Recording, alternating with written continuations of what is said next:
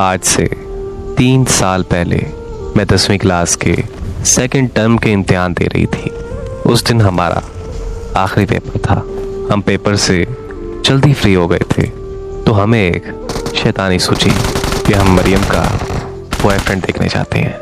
मरियम हमारी बहुत अच्छी दोस्त थी। छुट्टी के टाइम वो लड़का उसके रास्ते में आया करता था। हम उस दिन मरियम के साथ गए तो हमेशा की तरह वो लड़का बाइक पे आ रहा था। हम सब ने उसे पहली बार देखा था।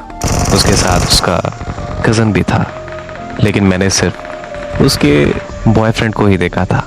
उसके कज़न ने मुझे देखा तो उसने घर जाकर मरियम को मैसेज किया कि जो आखिर में लड़की खड़ी थी वो कौन थी। मरियम ने सब फ्रेंड से पूछा कि वो लड़की कौन थी। फिर मरियम की बहन ने आयशा से बताया कि वो आयशा। मरियम और मैं बहुत अच्छी फ्रेंड्स थी। हम हर बात एक दूसरे से शेयर करते थे। मरियम मुझे बहुत अच्छी तरह जानती थी। उस लड़के ने मरियम से कहा कि अपनी फ्रेंड से मेरी दोस्ती करवाओ। मरियम ने दूसरे दिन मुझे कहा तो मैंने उसे साफ साफ इनकार कर दिया। मैंने उसे कहा कि मैं तुम्हारी हर बात मानने को तैयार हूँ, लेकिन ये बात हरगिज़ नहीं मान सकती।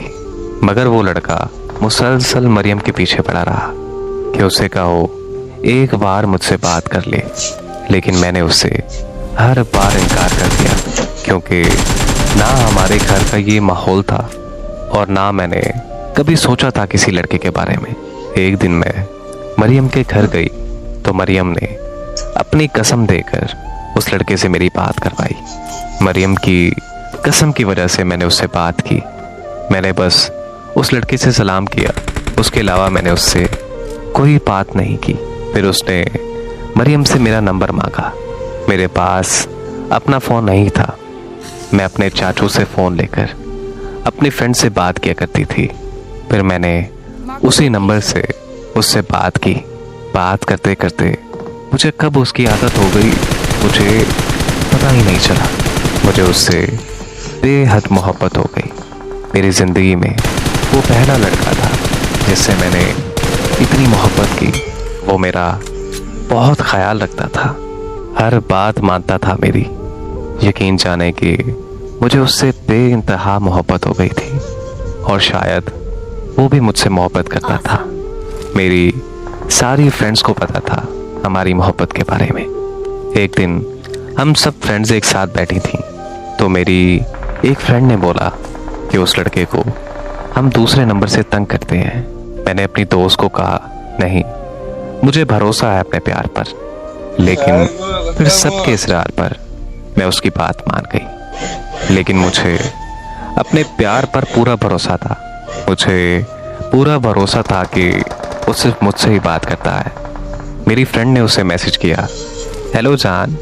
मेरे दिल की धड़कनें फुल तेज हो गई तो उसका पहला रिप्लाई आया कि तुम उर्वा हो। मैं वो मैसेज देखकर बिल्कुल हैरान हो गई कि ये उर्वा कौन है। मेरी फ्रेंड ने रिप्लाई किया कि हाँ मैं उर्वा हूँ। तो वो कहने लगा कि कैसी हो मेरी जान। मैं ये सोच सोच कर रोई जा रही थी। मेरी फ्रेंड्स मुझे चुप करवा रही थी। यकीन जाने कि वो दिन क़यामत का दिन था मेरे लिए। मेरी फ्रेंड उसे मैसेज करती रही और वो बात करता रहा। वो बिल्कुल मेरी दोस्त से उसी तरह बात कर रहा था जिस तरह वो मुझसे बात किया करता था। ये देखकर मैं बिल्कुल खामोश हो गई और अपने घर वापस आ गई। घर आकर फ़ोन देखा तो उसके मैसेजेस आए हुए थे। मेरी फ्रेंड ने मुझे कहा था कि उसे इस बारे में कुछ मत बताना, हम देखते हैं कि वो खुद बताता है या फिर नहीं। लेकिन मुझसे कहाँ सब्र होता था।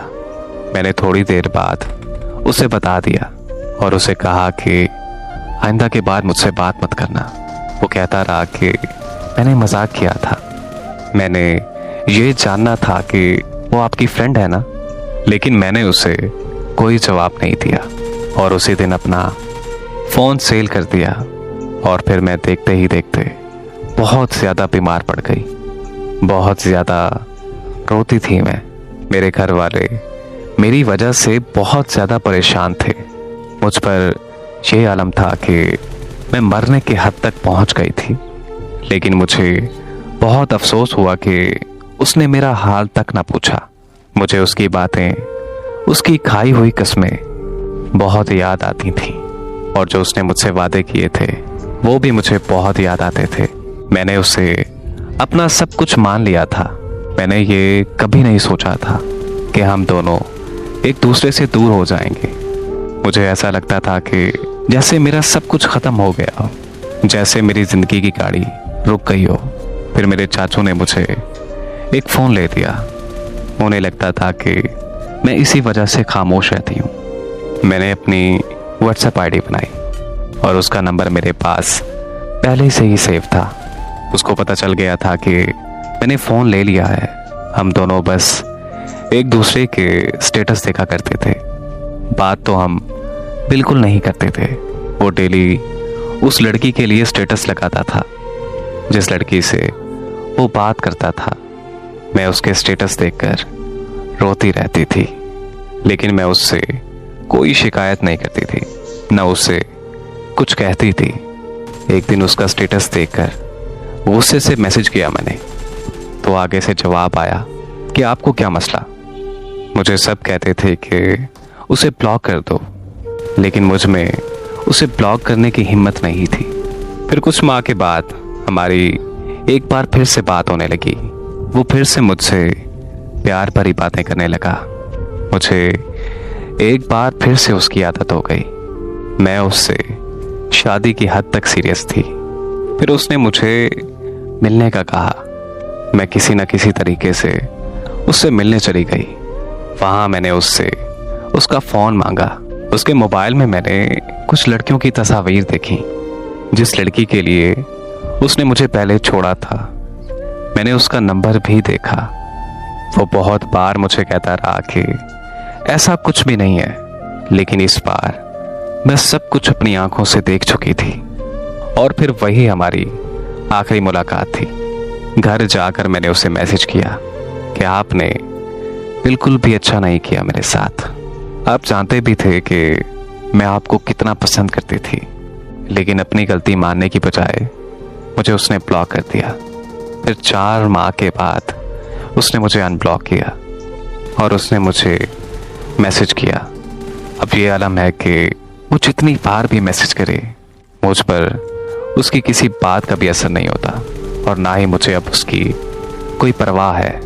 उसने मेरा बहुत दिल तोड़ा है।